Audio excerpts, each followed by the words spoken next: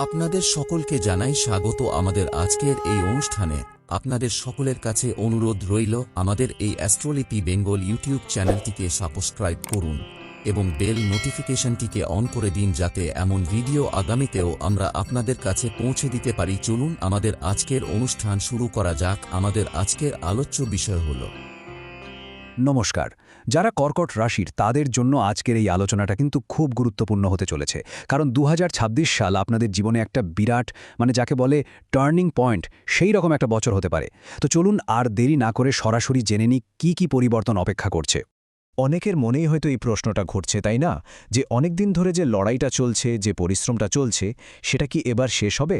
2026 সাল কি সত্যিই সেই কাঙ্ক্ষিত সাফল্যের দরজাটা খুলে দেবে? আচ্ছা, চলুন গ্রহ নক্ষত্রের অবস্থান ঘেটে এই সব প্রশ্নেরই উত্তর খোঁজার চেষ্টা করি। আর হ্যাঁ, সবচেয়ে বড় খবরটা হলো এই বছরের আসল খেলাটা শুরু হবে মে মাসের পর থেকে। ঠিকই শুনছেন, বছরের প্রথম কয়েকটা মাস একরকম গেলেও পরের অংশটা কিন্তু জীবনে একটা বিশাল পরিবর্তন আনার ক্ষমতা রাখে। তাই শেষ পর্যন্ত শুনলে পুরো ছবিটা পরিষ্কার হয়ে যাবে।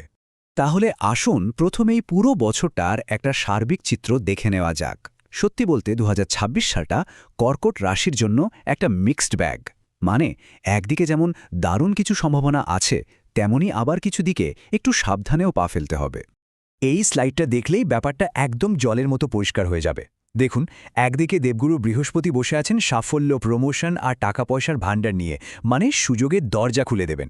আবার অন্যদিকে রাহু আর কেতু কিন্তু মানসিক অস্থিরতা আর একটু নেগেটিভ চিন্তাভাবনা বাড়ানোর চেষ্টা করবে। বুঝতেই পারছেন, ব্যালেন্স করে চলতে হবে।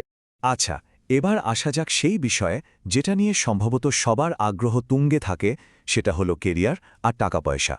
দেখা যাক 2026 সাল এই দুটো গুরুত্বপূর্ণ ক্ষেত্রে ঠিক কী উপহার নিয়ে আসছে কর্কট রাশির জন্য। দেখুন, বছরটাকে আমরা পরিষ্কার দুটো ভাগে ভাগ করে নিতে পারি। প্রথম ভাগটা হলো জানুয়ারি থেকে এপ্রিল। এই সময়টা কিন্তু একটু ধৈর্যের পরীক্ষা নেবে, হুটহাট করে কিছু না করে একটু ধরে খেলতে হবে। আর তারপর মে মাস থেকে সময় ঘুরবে, আর তখন থেকেই শুরু হবে আসল দৌড়, সুযোগ আর উন্নতির সেরা সময়। এখন প্রশ্ন হলো, মে মাসের পর হঠাৎ এমন কি হবে? কারণটা হলো বৃহস্পতি তখন কর্কট রাশিতে প্রবেশ করে উচ্চস্থ হবে। জ্যোতিষের ভাষায় এটা একটা অত্যন্ত শক্তিশালী আর শুভ একটা যোগ। বলা যায় এই যোগটাই কিন্তু আপনার জীবনের মোড় ঘুরিয়ে দেওয়ার ক্ষমতা রাখে। আর বৃহস্পতি যেই না শক্তিশালী হবে, তার ফল কি হবে?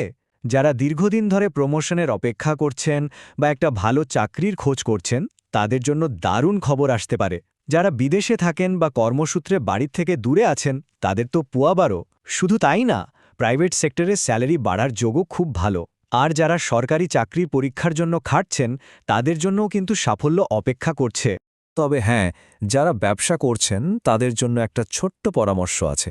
মে মাসের আগে কিন্তু কোনো বড় বিনিয়োগ বা রিস্কি কোনো পদক্ষেপ না নেওয়াই ভালো। একটু ধৈর্য ধরুন, কারণ বছরের দ্বিতীয়ার্ধে বিশেষ করে যারা খাদ্য, হোটেল বা কোনো ক্রিয়েটিভ ব্যবসার সঙ্গে যুক্ত, তারা কিন্তু দারুণ ফল পাবেন। চলুন এবার ছাত্রছাত্রীদের দিকে একটু নজর দেয়া যাক। পড়াশোনার দিক থেকে 2026 সালটা তাদের জন্য কী ধরনের সুযোগ বা চ্যালেঞ্জ নিয়ে আসছে, আসুন জেনে নিই। বছরের প্রথম দিকটা ওই এপ্রিল মাস পর্যন্ত স্টুডেন্টদের জন্য একটু চ্যালেঞ্জিং হতে পারে। পড়াশোনায় ঠিকমতো মন বসছে না বা মনোযোগ বারবার অন্যদিকে চলে যাচ্ছে, এই ধরনের সমস্যা দেখা দিতে পারে। তাই এই সময়টায় কিন্তু একটু বাড়তি চেষ্টা চালিয়ে যেতে হবে। কিন্তু হতাশ হওয়ার কোনো কারণ নেই, কারণ মে মাস থেকে ছবিটা পুরো পাল্টে যাবে। এই চার্টটা দেখুন, কি দারুণভাবে দেখানো হয়েছে। যারা উচ্চশিক্ষা বা রিসার্চের লাইনে আছেন, তাদের জন্য সাফল্য প্রায় নিশ্চিত। বিশেষ করে মেডিকেল, বায়োটেকনোলজি বা অ্যাগ্রিকালচারের মতো ফিল্ডে যারা আছেন, তাদের জন্য তো সময়টা এক কথায় অসাধারণ। আর কম্পিটিটিভ পরীক্ষাতেও ভালো ফল পাওয়ার সম্ভাবনা খুব উজ্জ্বল। আচ্ছা, ক্যারিয়ার, টাকা, পড়াশোনা তো হলো, কিন্তু স্বাস্থ্য আর সম্পর্ক, এগুলো তো সমান গুরুত্বপূর্ণ, তাই না? চলুন দেখিনি এই দুটো ক্ষেত্রে 2026 সাল কেমন যেতে পারে। স্বাস্থ্যের ব্যাপারে এই বছরটা একটু বাড়তি খেয়াল রাখতে হবে, কিন্তু বছরের শুরুর দিকে ছোটখাটো সর্দি কাশির মতো সমস্যা ভোগাতে পারে। আর মে মাসের পর থেকে হজমের গণ্ডগোল বা থাইরয়েড সংক্রান্ত বিষয়ে একটু সচেতন থাকতে হবে। এছাড়া স্কিনের কিছু সমস্যাও দেখা দিতে পারে, তাই আগে থেকে সতর্ক থাকা ভালো। এবার আসি সম্পর্কের ব্যাপারে। কর্কট রাশির ঠিক দ্বিতীয় ঘরে কেতুর অবস্থানের কারণে কথায় একটু রুক্ষতা বা তিক্ততা চলে আসতে পারে। আর তার ফলেই পরিবারে বা ভালোবাসার মানুষের সঙ্গে অকারণ ভুল বোঝাবুঝি বা অশান্তি তৈরি হতে পারে। তাহলে উপায় খুব সহজ, কয়েকটা জিনিস মাথায় রাখতে হবে। প্রথমত, কথা বলার আগে দুবার ভাবুন, একটু সংযত থাকুন। দ্বিতীয়ত, পার্টনারের সঙ্গে বন্ধুর মতো মিশলে কিন্তু অনেক সমস্যা এড়ানো যায়। আর সবশেষে, মনকে শান্ত রাখতে আর নেগেটিভ চিন্তা দূরে সরাতে মেডিটেশন কিন্তু দারুণ কাজ করতে পারে। বেশ, এতক্ষণ তো আমরা অনেক কিছু নিয়ে আলোচনা করলাম। চলুন সবশেষে পুরো বছরের জন্য সবচেয়ে জরুরি পরামর্শগুলো এক জায়গায় দেখে নিই, যাতে মনে রাখতে সুবিধা হয়। এই 4টে পয়েন্ট কিন্তু খুব ভালো করে মাথায় গেঁথে নিতে হবে। রাহুর কারণে শেয়ার বাজারে কোনো হটকারী সিদ্ধান্ত নেওয়া চলবে না, কথায় রাশ টানতে হবে, শরীর নিয়ে কোনো অবহেলা করা যাবে না, আর সবচেয়ে জরুরি হলো মন থেকে নেগেটিভ চিন্তাভাবনাকে একদম দূরে সরিয়ে রাখতে হবে। আর শেষে একটা কথা বলতেই হয়, দেখুন, গ্রহ নক্ষত্র আমাদের একটা পথ দেখাতে পারে, একটা সম্ভাবনার কথা বলতে পারে, বা কোথাও হয়তো সতর্ক করতে পারে, কিন্তু দিনের শেষে আমাদের নিজের ভাগ্য কিন্তু আমাদের নিজের কর্ম আর সিদ্ধান্তের উপরই নির্ভর করে।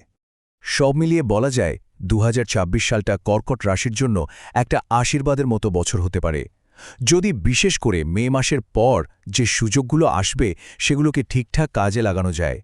প্রশ্ন একটাই, সেই সুযোগগুলো লুফে নেওয়ার জন্য আপনি নিজে কতটা তৈরি?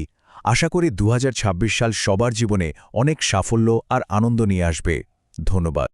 তো এটি ছিল আমাদের আজকের অনুষ্ঠানটি কেমন লাগলো কমেন্ট করে অবশ্যই জানাবেন। জ্যোতিষ সম্পর্কিত কোনো প্রশ্ন থাকলে অবশ্যই সেটি কমেন্ট সেকশনে জিজ্ঞাসা করবেন, আর ভিডিওটি আপনার সকল প্রিয়জনের কাছে শেয়ার করুন, এবং আমাদের চ্যানেল অ্যাস্ট্রোলিপি বেঙ্গলকে সাবস্ক্রাইব করতে একদমই ভুলবেন না। ধন্যবাদ সকলকে, সুস্থ থাকবেন, ভালো থাকবেন, দেখা হচ্ছে পরের ভিডিওতে।